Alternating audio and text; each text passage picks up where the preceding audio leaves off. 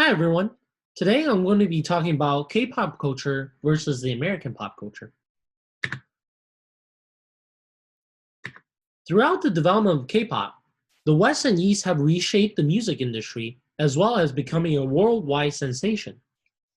K-pop is short for Korean pop or Korean popular music, hence originated in Korea or South Korea to be specific.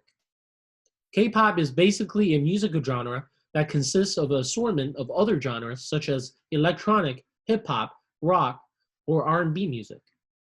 And I want to start off by asking everyone, is it really that easy to become a K-pop idol or even global star nowadays?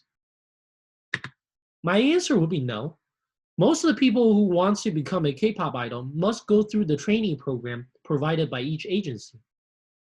The training process lasts for an indefinite period of time, ranging from months to years. It usually involves vocal, dance, and language classes taken while living together with other trainees, who sometimes attend school at the same time, although some trainee drops out of school to focus on their careers. Most surprisingly, that you will not get paid to be a trainee. In fact, you will actually build up debt from housing, food, and training fees. This debt must be paid back once you debut, so you will not be able to keep any money until you have completely repaid your debt, or when you leave the company. After the groups like Girl Generation, EXO, BTS, etc., a lot of young teenagers want to become a K-pop idol. But you have to take singing, dancing, acting, modeling, and even language classes to have a chance to become a global star.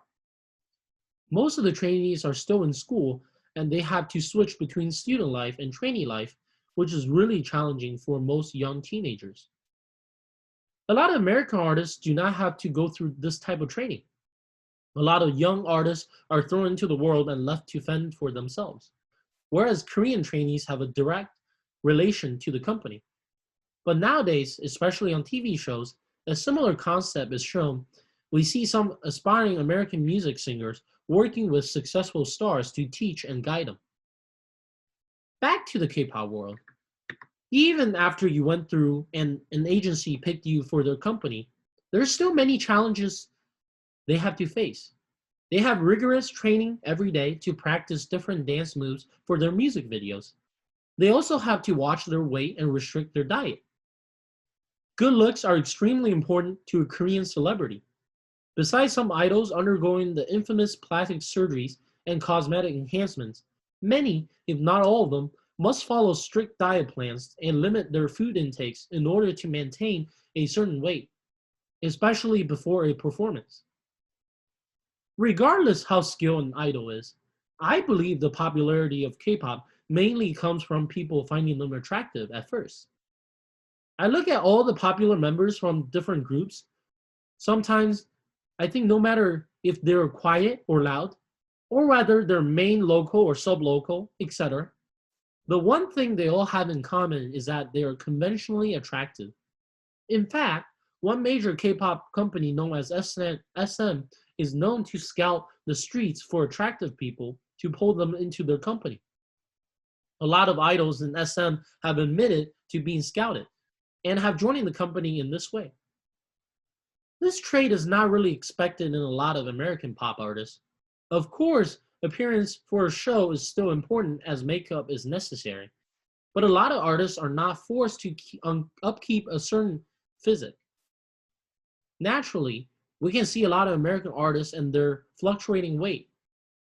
American artists gaining weight is normal and not seen as an issue as it is in Korea.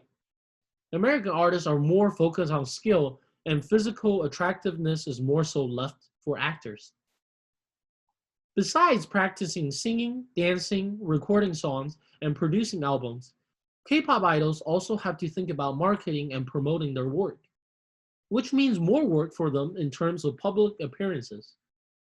Some idol groups' schedules are packed to the brim, filming commercials, attending photo shoots, appearing on variety shows, and showing up at special events just to make a name in the industry. This leaves almost no time for sleep.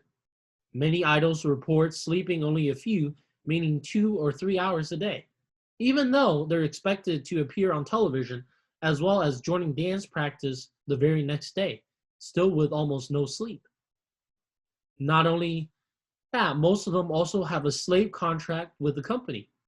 A slave contract refers to an unfair long-term contract between Korean idols and their management agencies. A lot of times, the agencies would force them to do things that is against their will in order for its personal gain. So again, I think that the process to becoming a K-pop idol is challenging and most definitely requires some commitment and hard work. Now I want to talk about how K-pop culture influenced the West and with the increasing popularity. And are K-pop music mixing with the current pop music? Or other music genres are trying to do the same style as the K-pop? Korean pop music first cracked the US in 2012 when Psy's Gangnam Style, a supercharged beat paired with outrageous stylized visuals, became the first video to top 1 billion streams on YouTube. The song was eye-catching, the bright flashy colors being hugely attractive for kids. Crucially, language was not a barrier.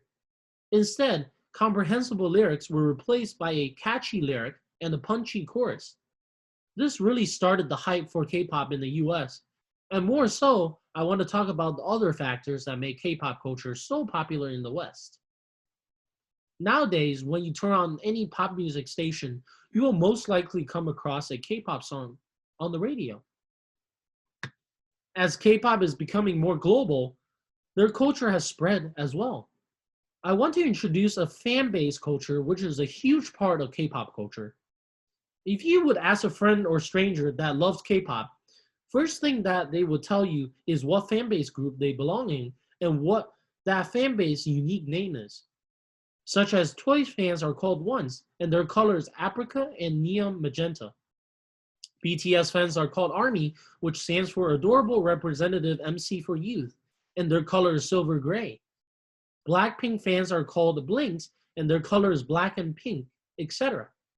But I want to talk about how fan base not only help a fan to find a group identity to put themselves in, it also helps with K-pop groups to increase popularity and raise revenues for the K-pop groups. Each group will usually announce their album release dates, and fans are allowed to pre-order for special gifts, and are also encouraged to buy albums afterwards too. The album, in comparison, the American albums are so much more than a CD with music on it. Of course they have a music on the CD, but sometimes there's skits in the CD. The album also will come with a photo book, as well as collectible photo cards and posters. One album can also have various versions, meaning different photo books that have different photographs of their idols. These leads to fans buying multiple versions of the same album, which can increase sales. There are also limited edition albums and even special versions. There's also albums making DVDs and a lot of other behind the scene DVDs as well for fans to be able to see their idols off stage as well. Light sticks are also a huge fans must have. They're essentials for going to concerts, and you connect your phone to the light stick during the concert, as the light stick will change colors and shine a variety of different brightness throughout the concert in sync with the song performed. K-pop as industry is engineered for that specific purpose, to create underlying loyalty. That's why they're called idols and not artists. The relationship between idols and their fans is much deeper and more intimidating, or at least companies make it appear that way, than between fans and artists in other genres of music. Longtime K-pop fans have literally watched many of these idols grow up, going through adversity and achieving their various dreams or goals.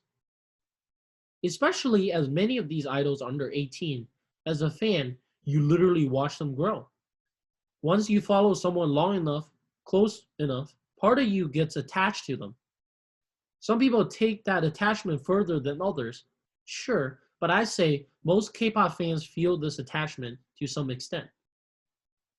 Fans were encouraged to raise singers who emerge as music idols. They organize as fans of a single group or solo idol and campaign on their idol's behalf. showing up at events in the designated fandom ready to demonstrate their love and amplify the popularity of their idols.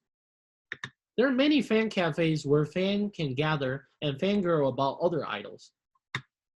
Some cafes even have idols' pictures and idols inspire food and baked goods.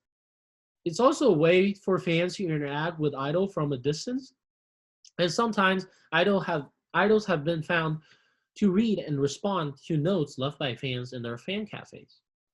Fans can also put pressure on companies to support beloved idols' new releases or give them less exhausting schedules for practice and media appearances. Fans are obviously the support system for the idols, and for example, armies have financially supported BTS when they first started in about 2013, and fans have literally donated money as well as buy clothes for music videos for BTS.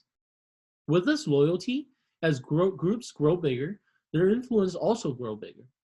Fans have been known to buy out the same clothing item that their favorite idols wore in a certain video. American idols haven't been found to have the same kind of fan base. You can think of K-pop fans as being almost obsessive, and that isn't really the mentality of fans in the US. In America, fan cafes and hangouts for K-pop groups have been popping up. But American singers generally don't have this. A lot of American artists also don't have regular behind the scenes as well, and the idea of merch is different. While there are many differences between K-pop culture and American pop culture, the two are popping up in each other's worlds. In this way, they have a lot of influence on each other, as we can see training programs pop up in the US and upgraded albums that are similar to that of K-pop, as well as many collaboration between K-pop artists and American artists, joining the two music industry together. Last but not least, I made this K-pop list for anyone who watches this presentation.